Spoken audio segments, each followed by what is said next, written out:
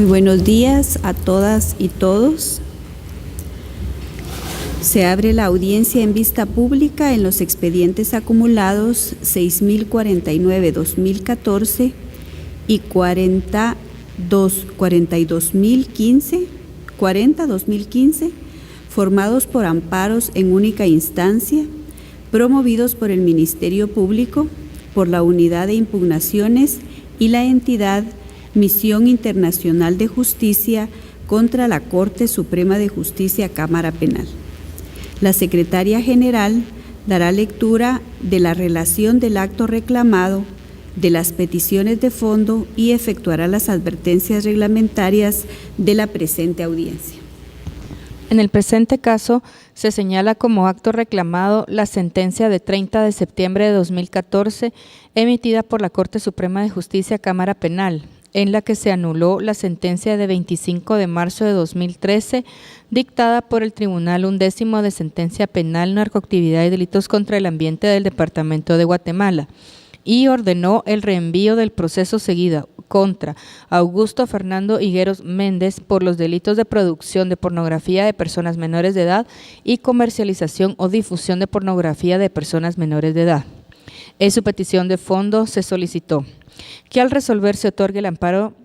y se deje en suspenso la sentencia de 30 de septiembre de 2014 dentro de los expedientes acumulados 1004-2014, 373, 451 y 498 y se ordene a la autoridad impugnada conocer y resolver los recursos de casación planteados por el Ministerio Público y Misión Internacional de Justicia.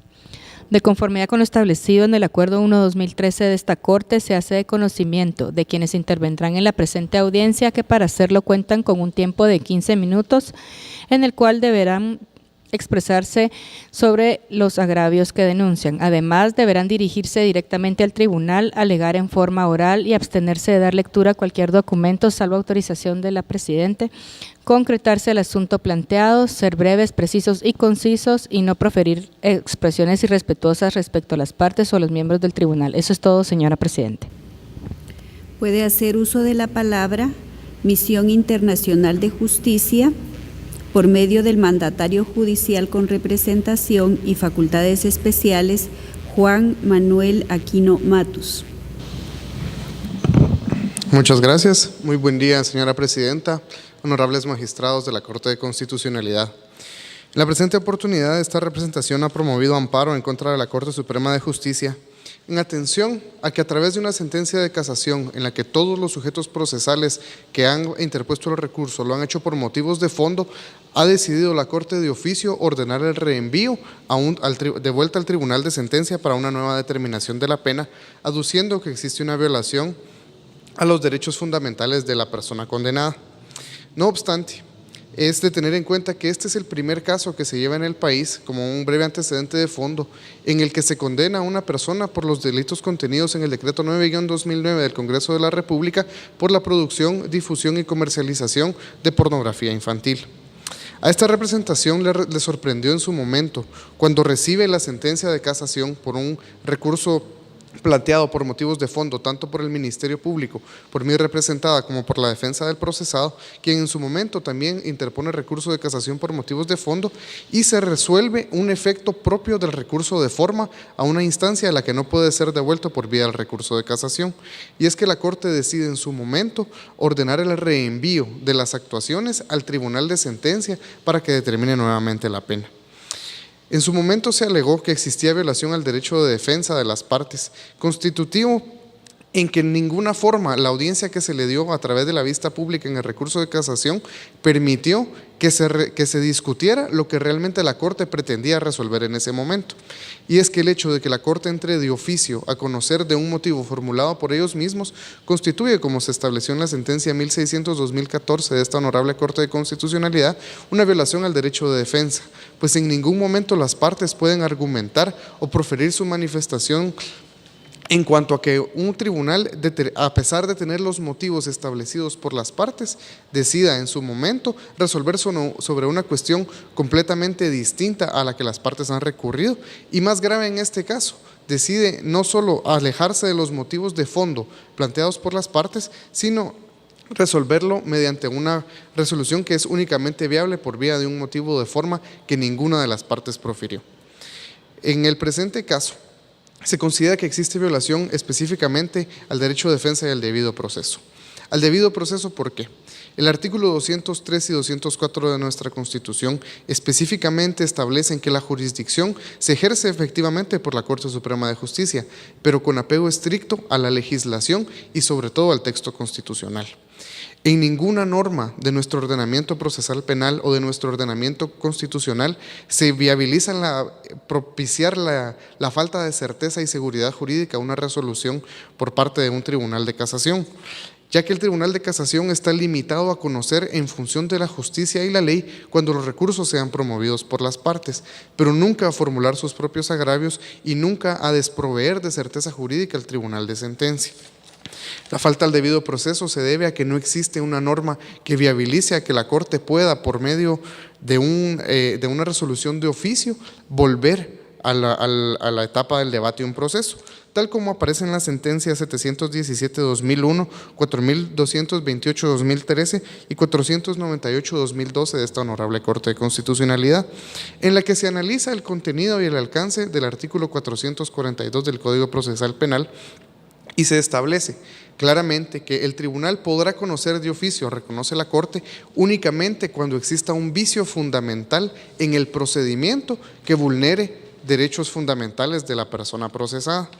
En el presente caso, la Corte no entra a analizar si hay una violación al procedimiento específicamente, sino que determina que la pena es muy alta, sin que ninguna de las partes se lo requiera, y le ordena al Tribunal de Sentencia volver a emitir una nueva pena, contraviniendo el contenido del artículo 442. Y esto implica la separación del Tribunal de Casación de lo que le restringe el artículo 203 y 204 de la Constitución en cuanto al procedimiento y a la sujeción a la Constitución y a la ley que debe realizar para resolver un asunto que es sometido a su conocimiento. Y en tal virtud es que esta representación considera que existe un agravio y una violación al derecho al debido proceso que como sujeto procesal le asiste, y como le asiste a las víctimas del presente caso también, pues se desprovee de toda certeza jurídica la resolución que les traía justicia en cuanto a los hechos que fueran cometidos por parte del acusado. La Corte ha asentado jurisprudencia y se le puede citar como doctrina legal, ya que las tres sentencias que he citado, a las que se le une la sentencia 1600-2014 recientemente notificada por este tribunal, asientan el criterio que solo en virtud de una clara y evidente violación a las normas procesales que implique violación a los derechos fundamentales del procesado, podrá la Corte de oficio ordenar un reenvío. No cuando la Corte estime una situación que no ha sido sometida a su conocimiento y que se refiere a un aspecto fundamentalmente de fondo, que es la imposición de una pena. A esta representación le sorprende también que incluso la defensa del procesado se vea agraviada por la resolución de la Corte Suprema de Justicia, pues como consta en los antecedentes, ellos mismos recurrieron por vía de fondo ante la Corte Suprema de Justicia. Sin embargo, se consiente una resolución violatoria de todo debido proceso en contra de todos los casacionistas, que incluye tanto al Ministerio Público, a la defensa, como a mi representada. Y en tal sentido, considera esta representación que además de violentarse el debido proceso, se vulnera el derecho al acceso a la tutela judicial efectiva en todos sus elementos, los cuales pues son 5 y específicamente se refieren en cuanto al derecho de audiencia, a la fundamentación de las resoluciones, a la posibilidad de impugnarlas, como los 3 aspectos fundamentales que se consideran vulnerados en el presente caso. En primer lugar, no se puede hablar de un derecho de audiencia cuando se presenta un alegato congruente con los argumentos planteados en los memoriales de casación y la Corte resuelve y claramente indica que deja de conocer los motivos planteados por las partes para conocer el motivo que ellos mismos formulan, haciendo inefectiva la audiencia, inefectivo el derecho de petición, pues no existe una congruencia evidente, ni siquiera que se pudiera inferir entre lo planteado y lo resuelto por el Tribunal de Casación. Asimismo, no se puede hablar de debida fundamentación cuando no existe esa misma congruencia que debe ceñirse a lo que las partes han requerido y lo que el tribunal en su momento debe resolver. Y no se puede hablar de una posibilidad de recurrir la resolución de casación, pues dentro de la jurisdicción ordinaria es la última resolución que se puede interponer para resolver un asunto del orden penal. En tal sentido, esta representación no viene a esta Corte a solicitar una revisión de los asuntos de la jurisdicción penal ordinaria, sino que se vea que en evidencia y en forma clara y flagrante la Corte Suprema de Justicia ha vulnerado derechos fundamentales reconocidos por la Constitución Política de la República de Guatemala, no solo para esta representación, sino también para todos aquellos casacionistas y sobre todo a las víctimas que tienen un derecho a la protección jurídica preferente como uno de sus derechos humanos fundamentales. En tal sentido, esta representación respetuosamente le solicita a la Corte que se declare con lugar la acción de amparo promovida y que en consecuencia se ordene a la Corte Suprema de Justicia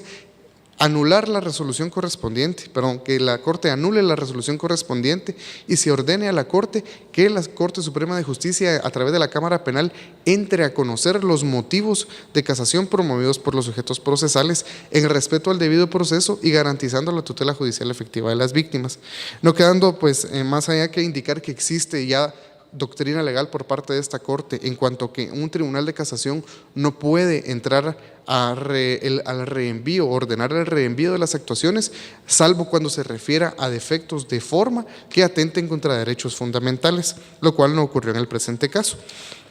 En tal sentido, esta representación considera que ambas acciones de amparo, tanto la del Ministerio Público como la de mi representada, deben ser declaradas con lugar y les agradece la atención que le han tenido a esta representación esta mañana. Puede hacer uso de la palabra la Procuraduría General de la Nación, quien delegó su representación en la abogada Ana Lucrecia Pineda Arana. Muy buenos días, honorables magistrados. En representación de la Procuraduría General de la Nación, me permito citar alguna jurisprudencia que ha sentado la Corte de Constitucionalidad en referencia a que las resoluciones judiciales deben contener un análisis, interpretación y razonamiento debido de las circunstancias del caso concreto, porque si no cumplen con esos requisitos se convierten en simples actos judiciales y entran en la categorización de una sentencia arbitraria,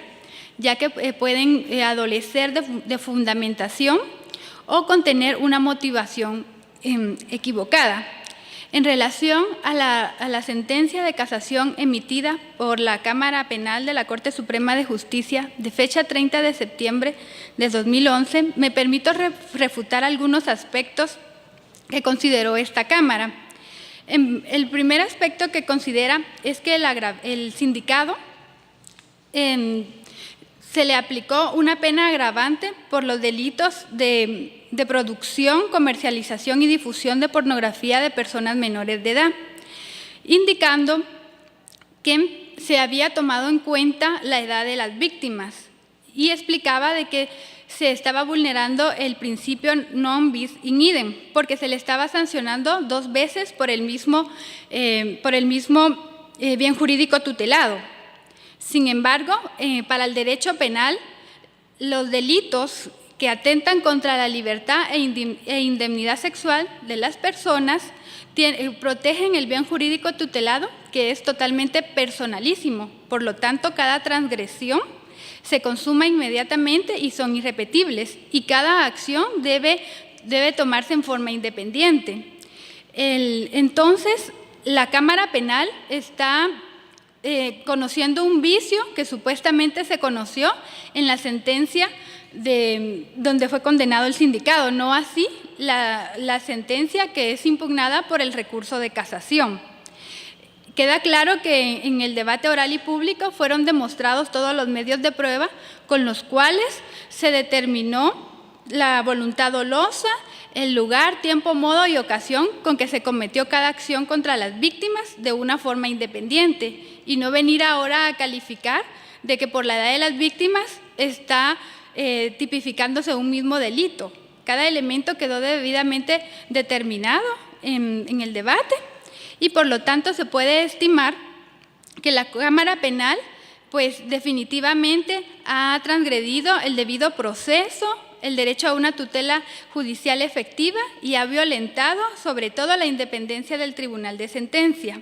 En ese sentido, en representación de la Procuraduría General de la Nación, me permito solicitar que se otorgue el amparo solicitado tanto por el Ministerio Público como por la entidad Misión Internacional de Justicia. Gracias. Puede hacer uso de la palabra la abogada María Dilma Micheo Alay, quien actúa en representación de Augusto Fernando Higueros Méndez. Muchas gracias, señora Presidente. Honorable Corte de Constitucionalidad, constituida en Tribunal de Amparo.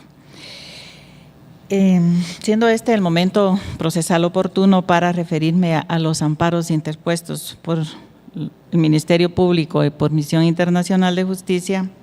hago referencia a lo siguiente. El artículo 2 de la Constitución Política de la República de Guatemala establece el deber del Estado. Dentro de estos deberes del Estado está la libertad, la justicia y la seguridad, que no es otra cosa sino que la confianza que debe tener el ciudadano en las autoridades que representan.